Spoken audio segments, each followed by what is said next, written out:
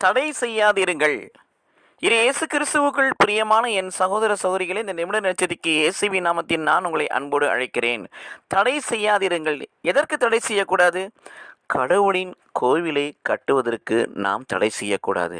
கடவுளின் கோவிலில் சொல்லப்படுகின்றபடி கட்டடமாகிய அந்த கோவிலை அல்ல, அலங்காரம் மிகுந்த அந்த கோவிலை அல்ல, ஆவிக்குரிய கோவிலை ஆண்டவர் சொல்லுகிறார். 1 கொரிந்தியர் 3:17 வாசிக்கிறோம். நீங்களே கடவுளின் ஆலயம் என்பதும் கடவுளின் ஆவியானவர் உங்களுக்குள் இருக்கிறார் என்பது உங்களுக்கு தெரியாதா? 1 கொரிந்தியர் 6:18-19 வாசிக்கிறோம். நீங்களே கடவுளின் ஆலயம் என்றும் அங்கேயும் பவுலடியார் சொல்லுகிறார். அப்போ ஆலயம் என்பவர் யார் என்று சொன்னால், உயிருள்ள ஆலயம் என்பது யார் என்று சொன்னால், எந்த ஆலயத்தில் ஆவியானவர் வாசிக்கிறார் வாழ்கிறார் என்று சொன்னால், திரு அவையாகிய நம்முடைய உடலிலே, உடலாகிய ஆலயத்திலே அவர் வசிக்கிறார்.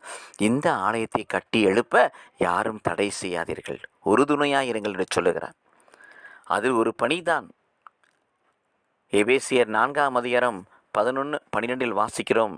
5 விதமான பணிகள் கொடுக்கப்பட்டிருக்கிறது. நற்செய்தி பணி, போதிக்கும் பணி, மெய்ப்பு பணி, இறைவாக்கு உரைக்கும் பணி, திருத்துதர் பணி என்று 5 விதமான பணி.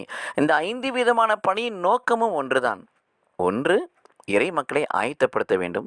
2வது, திருத்தொண்டு ஆற்ற வேண்டும். 3வது, இயேசுவின் உடலை கட்டி எழுப்ப வேண்டும். நீங்களும் நானும் தான் இயேசுவின் உடல்.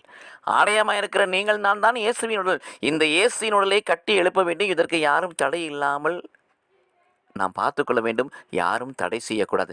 நாம் தூய ஆவினால் கட்டி எழுப்பப்படுகிற ஆலயமாக இருப்போம். கடவுள் நம்மை ஆசீர்வதிப்பாராக. ஆமென்.